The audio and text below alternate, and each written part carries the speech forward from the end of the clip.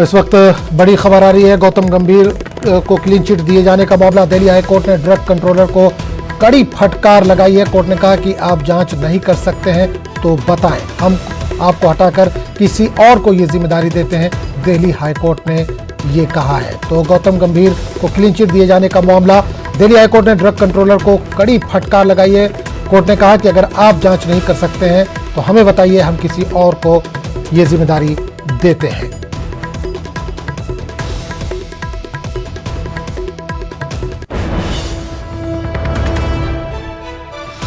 तो गौतम गंभीर को क्लीन चिट दिए जाने का मामला। दिल्ली हाई कोर्ट ने ड्रग कंट्रोलर को कड़ी फटकार लगाई है। कोर्ट ने कहा कि आप जांच नहीं कर सकते हैं तो हमें बताएं, हम आपको हटाकर किसी और को ये जिम्मेदारी देते हैं।